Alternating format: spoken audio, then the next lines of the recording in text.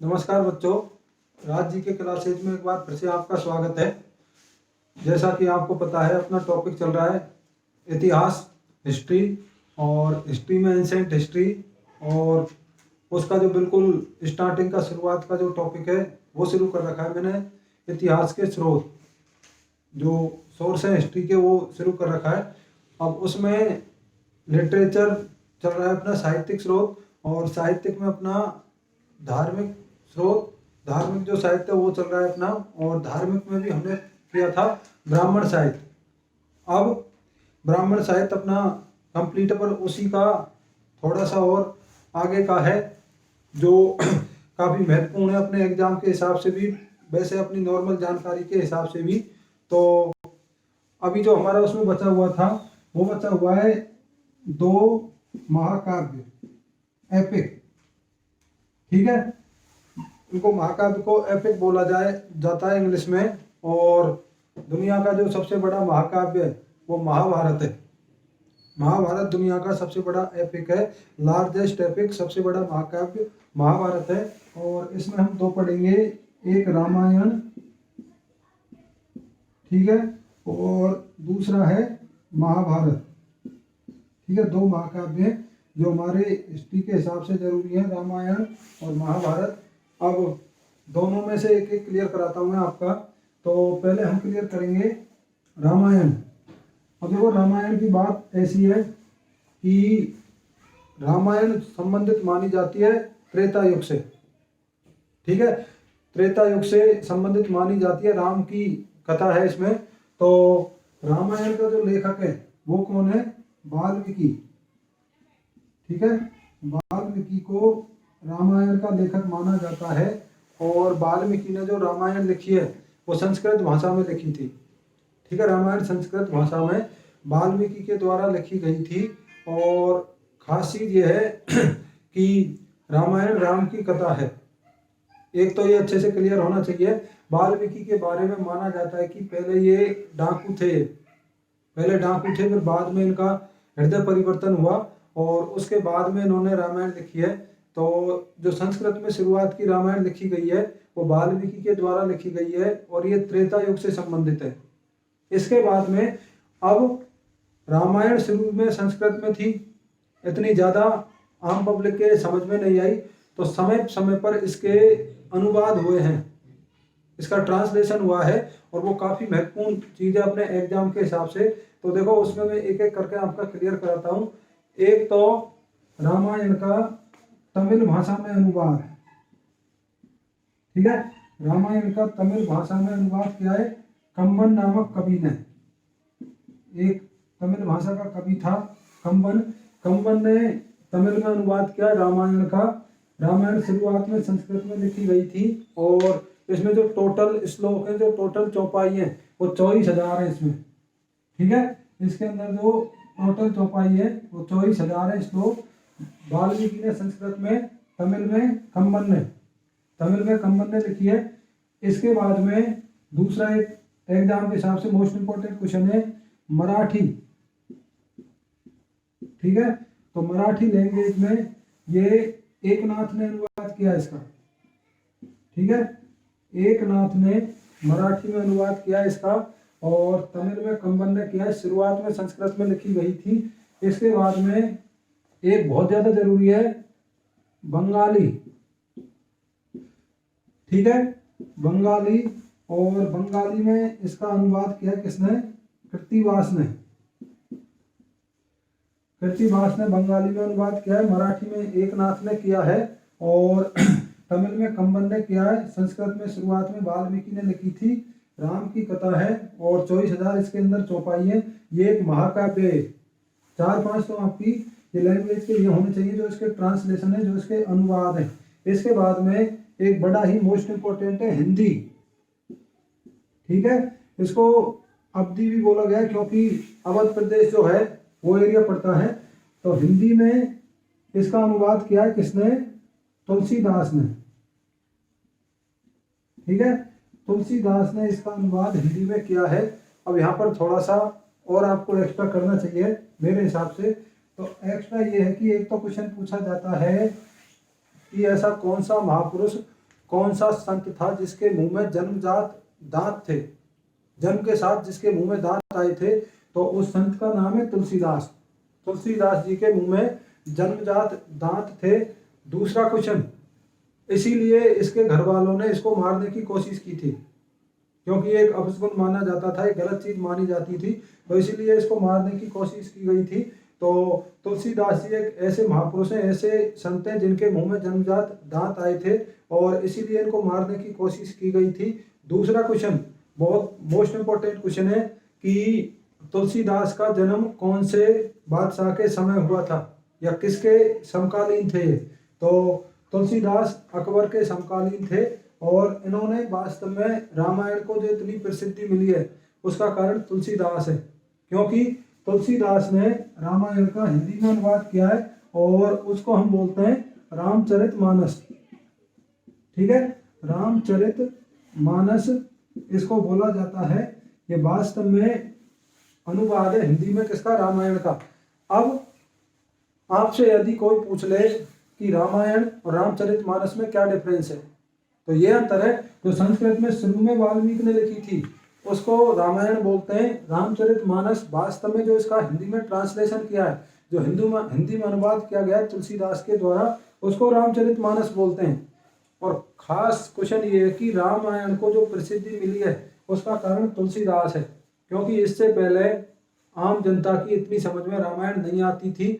जो विद्वान लोग होते थे पढ़े लिखे, सिर्फ उन तक इसकी पहुंच थी। पर जब इसका हिंदी में अनुवाद हो गया तो मतलब ये घर घर में रखी जाने लगी और इसीलिए इसको इतनी ज्यादा प्रसिद्धि मिली है।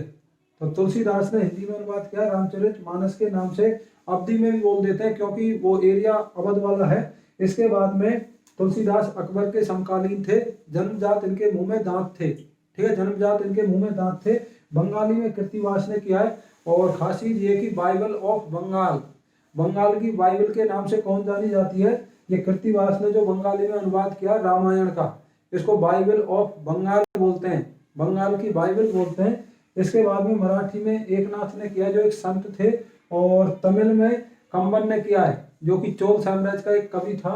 और वाल्मीकि ने शुरुआत में लिखी थी। और वाल्मीकि के बारे में ऐसा माना जाता है कि शुरुआत में ये डाकू थे। रामायण का ये अच्छे से क्लियर कर लेना। 24,000 इसके अंदर चौपाई है और एक प्रकार से महाकाव्य है, एक प्रकार से महाकाव्य है। अब इसके बाद में दूसरा महाकाव्य अपना महाभारत। ठीक है, महाभारत के क्वेश्चन बहुत ज्यादा है एग्जाम के हिसाब से। और इसका जो पहला क्वेश्चन है, एक तो इसका पुराना नाम। ठीक है, महाभारत का पुराना नाम, तो महाभारत का पुराना नाम है जय संहिता। बहुत ज्यादा पूछा जाता है, जय संहिता इसका पुराना नाम है। दूसरा एक क्वेश्चन है महाभारत का लेखक। ठीक है, तो महाभारत का लेखक कौन है, वेद व्यास। अब पहले हम जो लेखक पढ़ चुके हैं, रामायण का वाल्मीकि, रामचरितमानस का तुलसीदास, बंगाली में अनुवाद किया कृत्तिवास ने, तमिल में अनुवाद किया कंबन ने, और मराठी में अनुवाद किया किसने, एकनाथ ने। इससे पहले हमने पढ़ा वेदों को लिखने वाला है कृष्णदेव पायन वेद व्यास, और जो पुराण है उनको लिखा है किसने, लोमहर्ष और उग्रश्रवा ने। ठीक है, अपना क्लियर था अब तक का। वेद व्यास ने महाभारत को लिखा है। और साथ में एक और क्वेश्चन है जो कौन बनेगा करोड़पति में पूछा था एक बार, कि महाभारत को लिखने में लेखनी किसकी चली। तो महाभारत को लिखने में जो लेखनी चली है वो किसकी चली है, गणेश की। आया हुआ क्वेश्चन है, करोड़पति में पूछा हुआ क्वेश्चन है, एग्जाम में भी आ रखा है कि महाभारत को लिखने में लेखनी किसकी चली है। तो महाभारत को लिखने में लेखनी चली है किसकी, गणेश की। बाकी जो दिमाग है वो किसका है, वेद व्यास का। एक तो ये क्लियर कर लेना, जय संहिता इसका पुराना नाम था। अब खास क्वेश्चन ये कि इसकी लैंग्वेज भी कौन सी है, संस्कृत। इसकी लैंग्वेज भी संस्कृत है, रामायण की लैंग्वेज भी संस्कृत है, वेदों की, पुराणों की, उपनिषद की, जो अभी तक हमने पढ़ा है उसकी सबकी लैंग्वेज संस्कृत है। दूसरा इसका जो खास क्वेश्चन है वो ये है कि महाभारत के अंदर कितने पर्व हैं, 18। ठीक है, महाभारत में पर्व है। वेदों में क्या थे, मंडल, जो हमने 10 पढ़े। वेदों में 10 मंडल है, महाभारत में 18 पर्व है, और रामायण में कांड हैं। ठीक है। और रामायण के अंदर कितने कांड है? 7। ठीक है। महाभारत में 18 पर्व है और 18 पर्व में ही एक पर्व है, कौन सा? भीष्म पर्व। ठीक है, भीष्म पर्व। और भीष्म पर्व का खास क्वेश्चन ये है कि भीष्म पर्व के अंदर भगवत गीता है, जो श्रीमद् भागवत गीता है वो भीष्म पर्व के अंदर आती है। तो इस प्रकार से आपका ये क्लियर होना चाहिए कि गीता वास्तव में महाभारत का हिस्सा है और महाभारत के कौन से पर्व में शामिल है? भीष्म पर्व में शामिल है। एक तो ये अच्छे से क्लियर होना चाहिए। दूसरी चीज, अब यदि पूछा जाए घुमाकर कि गीता को किसने लिखा है, तो गीता का भी लेखक कौन हो गया? वेद व्यास, क्योंकि जिसने महाभारत को लिखा है उसी ने गीता को लिखा है। ऐसा इसलिए है क्योंकि गीता वास्तव में किसका हिस्सा है? महाभारत का। महाभारत के भीष्म पर्व का हिस्सा है गीता, इसीलिए गीता को भी लिखने वाला वेद व्यास हुआ। और गीता का अंग्रेजी में अनुवाद, इंग्लिश में इसको ट्रांसलेट किसने किया है? चार्ल्स विल्किंस ने। ठीक है, चार्ल्स विल्किंस ने। ठीक है, इसका इंग्लिश में ट्रांसलेशन किया है, भीष्म पर्व का हिस्सा है गीता, और अंग्रेजी में इसका अनुवाद किया किसने? चार्ल्स विल्किंस ने। और 18 पर्व है महाभारत के अंदर, और गीता को और महाभारत को दोनों को यदि पूछा जाए तो किसने लिखा है? वेद व्यास ने। ऐसा ही क्वेश्चन एक और है, अकबरनामा। अकबरनामा का लेखक कौन हुआ? अबुल फजल। अब अकबरनामा का ही एक पार्ट है आईने अकबरी। अब आईने अकबरी का भी पूछा जाता है कि आईने अकबरी किसने लिखी है, तो जिसने अकबरनामा लिखा है उसी ने आईने अकबरी लिखी है। इसका मतलब ये हुआ कि अबुल फजल ने ही आईने अकबरी को लिखा है और अबुल फजल ने ही किसको लिखा है? अकबरनामा को। सेम क्वेश्चन यहाँ पर है, महाभारत और भगवत गीता दोनों की एक ही बात है, वेद व्यास। बाकी एक दूसरा क्वेश्चन, गीता को अपनी माँ किसने बोला है? महात्मा गांधी ने। आया हुआ क्वेश्चन है कई एग्जाम में कि गीता को अपनी माँ किसके द्वारा बोला गया है, तो गीता को अपनी माँ बोला गया है किसके द्वारा? महात्मा गांधी के द्वारा, गांधी जी के द्वारा। और अब वापस इसके उस पर आ जाओ तो इसका पुराना नाम है जय संहिता। जय संहिता इसका पुराना नाम है। और शुरुआत में इसमें श्लोकों की संख्या कम थी, बाद में धीरे धीरे इसमें जुड़ते चले गए। वर्तमान में महाभारत के अंदर जो श्लोक है, जो चौपाई है, वो टोटल 1 लाख है। ठीक है, टोटल 1 लाख है। और उसके अंदर कितनी है? 24,000। इसीलिए ये सबसे बड़ा महाकाव्य, दुनिया का सबसे बड़ा एपिक है, और इसीलिए इसको सहस्त्र संहिता भी बोलते हैं। 1 लाख चौपाई होने की वजह से इसको सहस्त्र संहिता बोला जाता है। पुराना नाम जय संहिता है। और जो इसको लिखने का तरीका है, शैली है, वो पांचाल शैली है। महाभारत पांचाल शैली में लिखा हुआ है। 1 लाख चौपाई वेद व्यास ने लिखा है। पुराना नाम जय संहिता है। 18 पर्व है, भगवत गीता इसका ही हिस्सा है, जो भीष्म पर्व में शामिल है। और सबसे पहले भक्ति का प्रमाण भी इसी के अंदर मिलता है। ठीक है, भक्ति का प्रमाण सबसे पहले महाभारत में भगवत गीता के अंदर मिलता है। और गीता का अंग्रेजी में अनुवाद किसने किया है? चार्ल्स विल्किंस ने। ये यहाँ तक का आपका क्लियर होना चाहिए। अब दूसरी चीज, इसमें पांचाल शैली हो गया, जय संहिता हो गया। अब इसके अनुवाद, तो इसके अनुवादों में देखो, एक दो सबसे खास क्वेश्चन पूछा जाता है फारसी में। ठीक है, फारसी में इसका अनुवाद किया बदायूनी ने। बदायूनी अकबर के दरबार में था। और एक अच्छे से क्लियर कर लेना, अकबर ने अनुवाद विभाग की स्थापना की थी, ट्रांसलेशन डिपार्टमेंट की स्थापना की थी अकबर ने। और उसका काम यही था कि हमारे हिंदू धर्म के जो पुराने धर्म ग्रंथ हैं या वैसे जो ऐतिहासिक किताब है, उनका सबका ट्रांसलेशन फारसी में करवाया था। तो अनुवाद विभाग की स्थापना अकबर ने की थी, और उस अनुवाद विभाग का हेड था बदायूनी। इसीलिए महाभारत का फारसी में अनुवाद किसने किया है? बदायूनी ने। ठीक है, बदायूनी ने महाभारत का फारसी में अनुवाद किया है। और इसीलिए मैंने वहां पर नहीं बताया, यही एक साथ क्लियर कर लेना, रामायण का भी फारसी में बदायूनी ने ही किया है। ठीक है, महाभारत का फारसी में बदायूनी, रामायण का फारसी में बदायूनी। और एक चीज अच्छे से और देखना कि महाभारत का जो फारसी में अनुवाद हुआ है, उसमें इसको क्या नाम दिया गया है? रज्मनामा।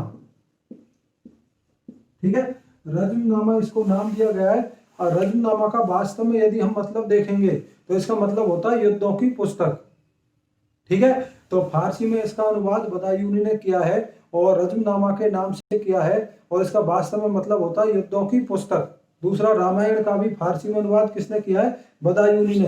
तमिल में कंबन ने किया, बंगाली में कृतिवास ने किया जिसको बंगाल की बाइबल बोला जाता है, और मराठी में एकनाथ ने किया है, और हिंदी में किसने किया है? तुलसीदास ने रामचरितमानस के नाम से। ये रज्जुनामा इसका फारसी में हो गया। और खासी ये है कि इसका अच्छे से क्लियर होना चाहिए, इसका मतलब है युद्धों की पुस्तक। दूसरी चीज, इसके अंदर 18 पर्व हैं, उसके अंदर 7 कांड है। अब इनका लिखने का समय, यदि समय पूछा जाए तो देखो कोई एक दिन में नहीं लिखी गई है, एक दिन में नहीं लिखी गई है। यदि हम महाभारत का क्लियर करते हैं तो महाभारत 400 ईसा पूर्व से लेकर 500 ईस्वी के बीच में लिखा गया है। ठीक है, 400 ईसा पूर्व से लेकर 500 ईस्वी के बीच में लिखा गया है। इसको इंग्लिश में बोलेंगे बीसी और इसको बोलेंगे एडी। ठीक है, एक तो ये क्लियर कर लेना। रामायण का जो काल है वो है 500 ईसा पूर्व से लेकर आपका 300 ईसा पूर्व। ठीक है, और थोड़ा बहुत आगे पीछे हो सकता है, पर इनका ये एक लंप सब में टाइम लिया गया है। जो महाभारत है उसका लिया गया है 400 ईसा पूर्व से 500 ईस्वी, और रामायण का लिया गया 500 ईसा पूर्व से 300 ईस्वी। ठीक है, 300 ईस्वी ये इनके लिखने का समय है। मतलब ये आप यदि अच्छे से समझते हो तो ये क्लियर करना कि दोनों कंप्लीट हुई है गुप्त काल के आसपास। जब गुप्तों का राज्य शुरू होता है उस टाइम के आसपास ये दोनों किताबें कंप्लीट हुई हैं। तो ये आपका रामायण और महाभारत कंप्लीट। महाभारत का जो फारसी में बदायूनी ने किया है रज्जुनामा के नाम से, ये मोस्ट इंपोर्टेंट क्वेश्चन है। और फारसी में एक और ट्रांसलेशन हुआ है इसका बाद में, वो किया किसने? दारा सिकों ने। पर जो एग्जाम में पूछा जाता है ज्यादातर बदायूनी का पूछा जाता है। बाई चांस यदि बदायूनी ऑप्शन में नहीं होता और दारा सिकों ऑप्शन में है तो आंसर क्या हो जाएगा? दारा सिकों, नहीं तो बदायूनी है। और किस नाम से? रज्जुनामा के नाम से। ये आपका ब्राह्मण साहित्य कंप्लीट, और 2 महाकाव्य, 2 एपिक कंप्लीट। दुनिया का सबसे बड़ा एपिक सबसे बड़ा महाकाव्य महाभारत है। महाभारत की रचना किसने की है? वेद व्यास ने। रामायण की रचना किसने की है? वाल्मीकि ने। अब धर्म साहित्य में हमारा दूसरा टॉपिक, धर्म साहित्य में हमारा दूसरा टॉपिक है बौद्ध साहित्य। ठीक है, बौद्ध साहित्य इसमें हमारा दूसरा टॉपिक है। तो जो बौद्ध लिटरेचर है, सीधी सी बात है, बौद्ध धर्म से संबंधित है। जो गौतम बुद्ध हुए उनका जो धर्म चला था आगे उससे संबंधित है। और इसीलिए इसका अच्छे से क्लियर होना चाहिए कि बौद्ध ने अपने जो उपदेश दिए हैं वो कौन सी भाषा में दिए हैं? पाली में।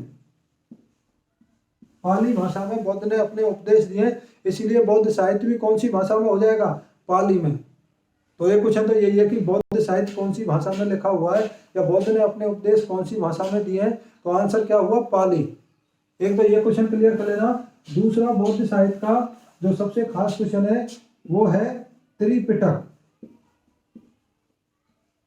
ठीक है, अब इसमें यह पूछा जाता है कि त्रिपिटक साहित्य, त्रिपिटक लिटरेचर किससे संबंधित है? तो त्रिपिटक लिटरेचर किससे संबंधित हुआ? बौद्ध धर्म से। ठीक है, त्रिपिटक साहित्य बौद्ध धर्म का है, बौद्ध धर्म से संबंधित है। वास्तव में ये पिटक से बना हुआ शब्द है त्रिपिटक, और पिटक का मतलब होता है टोकरी। ये भी एसएससी में पूछा हुआ क्वेश्चन है कि पिटक का मतलब क्या होता है? तो पिटक का मतलब टोकरी होता है। और पिटक साहित्य या त्रिपिटक साहित्य किससे संबंधित है? बौद्ध धर्म से।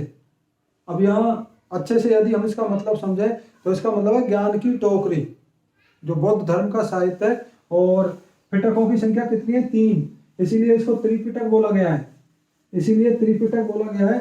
अब त्रिपिटक में 3 है। ठीक है, त्रिपिटक में 3 है। एक तो सूत पिटक।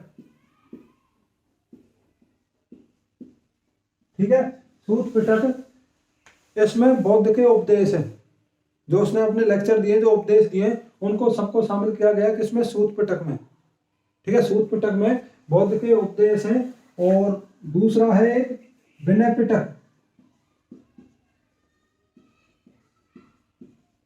ठीक है, सूत पिटक में बौद्ध के उपदेश हैं। विनय पिटक में जो बौद्ध संघ है, जो भिक्षु होते थे, उनके रहने के नियम है इसके अंदर। बौद्ध संघ के नियम, भिक्षुओं के नियम ये विनय पिटक के अंदर है। सूत पिटक के अंदर ये बौद्ध के धर्म उपदेश है। इसके अलावा एक तीसरा है अभिधम्म पिटक। ठीक है, अभिधम्म पिटक। अभिधम्म पिटक के अंदर बौद्ध धर्म का दार्शनिक पक्ष है। बौद्ध धर्म की दार्शनिक व्याख्या अभिधम्म पिटक के अंदर है और इसके अंदर बौद्ध संघ के नियम है और सूत पिटक में बौद्ध के धर्मोपदेश हैं। तो तीनों का क्वेश्चन पूछा जा सकता है, पूछा जाता है। सूत पिटक के अंदर उसके धर्मोपदेश है बौद्ध के, विनय पिटक के अंदर नियम कायदे हैं बौद्ध संघ के, और अभिधम्म पिटक के अंदर बौद्ध धर्म की दार्शनिक व्याख्या है। जैसा ब्राह्मण साहित्य में आरण्यक और उपनिषद जो एक उसका दार्शनिक पक्ष है ब्राह्मण साहित्य का, इसी प्रकार से जो अभिधम्म पिटक है इसके अंदर बौद्ध धर्म की दार्शनिक व्याख्या है। तो एक तो ये क्लियर होना चाहिए पिटक साहित्य किससे संबंधित है, बौद्ध धर्म से। और पिटक का मतलब होता है टोकरी। पूरा यदि आप मतलब मीनिंग देखोगे तो ज्ञान की टोकरी, और पिटकों की संख्या कितनी है, 3। तो 3 में पहला है सूत पिटक जिसमें बौद्ध के उपदेश हैं। विनय पिटक के अंदर बौद्ध संघ के नियम है और अभिधम्म पिटक के अंदर बौद्ध धर्म की दार्शनिक व्याख्या। अब पिटकों को भी आगे बांटा गया था, इसके उपविभाग किए गए थे निकाय। तो निकाय की संख्या तो काफी ज्यादा है, वो हमारे काम का नहीं है, पर इतना होना चाहिए कि पिटक के उपविभाग इनको ही आगे बांटा गया किसमें, निकाय में। और निकाय में अपने काम के एक तो आगुंतर निकाय, ठीक है, आगुंतर निकाय। अभी हम आगे पढ़ेंगे महाजनपद, अपना अगला टॉपिक होगा महाजनपद। तो उस समय महाजनपदों की संख्या 16 बताई गई थी। अब उसका जो खास क्वेश्चन पूछा जाता है, यूपीएससी में कई बार पूछा हुआ है, एसएससी में कई बार आया हुआ है कि 16 महाजनपद के बारे में सबसे पहले जानकारी किसके अंदर मिलती है। ठीक है, तो 16 महाजनपद के बारे में सबसे पहले जानकारी आगुंतर निकाय के अंदर मिलती है। ये कई बार आया हुआ क्वेश्चन है। ऐसा ये क्वेश्चन जैन धर्म का है। यदि जैन धर्म की बात करें तो ये जानकारी किसके अंदर मिलती है, भगवती सूत्र के अंदर। जैन धर्म में भगवती सूत्र के अंदर 16 महाजनपदों के बारे में जानकारी मिलती है, और बौद्ध धर्म में आगुंतर निकाय के अंदर इसकी जानकारी मिलती है 16 महाजनपद की। एक और है मध्यम निकाय, ठीक है, मध्यम निकाय वैसे तो आया नहीं है, पर फिर भी मध्यम निकाय की खासियत ये है कि महावीर और बौद्ध के मिलने का जो प्रसंग आया है वो इसके अंदर आया है। मध्यम निकाय के अंदर महावीर और बौद्ध के मिलने का प्रसंग आया है। दोनों की इस बात की जानकारी है कि इनकी जो मुलाकात हुई थी उसका लिखा हुआ है किसके अंदर, मध्यम निकाय के अंदर। बाकी और आपके कोई मतलब का नहीं है, पर यह जरूर क्लियर होना चाहिए निकाय किससे संबंधित हुए, बौद्ध धर्म से, और ये उपविभाग है किसका, पिटक का। बाकी आगुंतर निकाय मोस्ट इंपोर्टेंट है। सबसे पहले 16 महाजनपदों के बारे में जानकारी आगुंतर निकाय के अंदर मिलती है। मध्यम निकाय के अंदर महावीर और बौद्ध की मुलाकात का जिक्र है।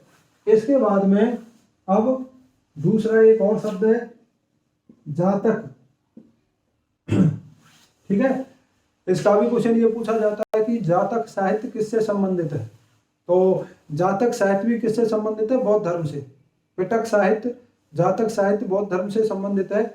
वास्तव में जब बौद्ध की मृत्यु होगी उसके बाद में बौद्ध धर्म आगे बढ़ा तो तब ये लिखे गए थे जातक, और ये वास्तव में बौद्ध के पूर्व जन्मों की कहानी है। बौद्ध के पूर्व जन्मों की कहानी है जिनकी संख्या 550 के आसपास बताई जाती है। ये जातक साहित्य, जातक लिटरेचर है, बौद्ध धर्म से संबंधित है। और खास चीज ये कि बौद्ध के पूर्व जन्म की कहानी है किसके अंदर, जातक लिटरेचर, जातक साहित्य के अंदर। पिटक साहित्य हो गया, जातक साहित्य हो गया, निकाय हो गया। इसके बाद में और यदि आप आगे का क्लियर करते हैं तो इसमें सबसे खास एक क्वेश्चन है, कौन सी किताब, मिलिंद पढ़े हो।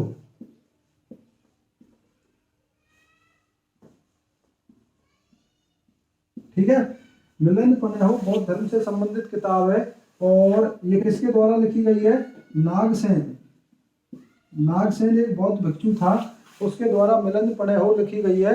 वास्तव में यूनान का एक राजा था, हिंदू यूनानी, जो भारत में आया था, मिनाइंडर या मिनेंडर, जिसको अपने इंडिया में बोला गया मिलंद। अब मिनाइंडर की मुलाकात हुई थी नागसेन से, और दोनों के बीच में धर्मशास्त्र हुआ था, दोनों की बहस हुई थी। अब उस बहस में नागसेन ने मिलंद को, मिनेंडर को संतुष्ट कर दिया, और नागसेन से प्रभावित होकर मिनेंडर ने क्या किया, बौद्ध धर्म अपना लिया, बौद्ध धर्म अंगीकृत कर लिया। ये पूरी कहानी लिखी गई है किसके अंदर, मिलिंद पनेहो के अंदर। ठीक है। अब मिलिंद पनेहो का यदि वास्तव में आप मतलब देखोगे तो इसका मतलब होता है मिलिंद के प्रश्न, क्वेश्चन जो इसने क्वेश्चन किए वो, और उनका जो जवाब दिया किसने, नागसेन ने, वो सारी चीज किसके अंदर है, मिलिंद पनेहो के। तो मिलिंद पनेहो नागसेन के द्वारा लिखी गई है। नागसेन एक बौद्ध भिक्षु था, बहुत ज्यादा पूछी जाती है। ठीक है। हिंदू यूनानी राजा था मिनेंडर, और वो सारी कहानी किसके अंदर आती है, मिलिंद पनेहो के अंदर। ये भी बौद्ध धर्म से संबंधित हुई। जातक कथाएं, पिटक साहित्य, निकाय, बौद्ध धर्म से संबंधित पाली में लिखा गया है। इसके बाद में और आगे का क्लियर करते हैं। तो एक है दीपवंश और महावंश। दीपवंश और महावंश ये श्रीलंका से संबंधित है। ठीक है, श्रीलंका से संबंधित है। बाकी कौन से धर्म से संबंधित है, बौद्ध धर्म से। दीपवंश और महावंश श्रीलंका से संबंधित है, और बौद्ध धर्म का साहित्य, राइटर के बारे में कोई जानकारी नहीं है, पर दोनों किसकी किताब हुई, बौद्ध साहित्य हुआ। ठीक है, बौद्ध धर्म से संबंधित है। इसी प्रकार से तंगयूर और कंग्यूर,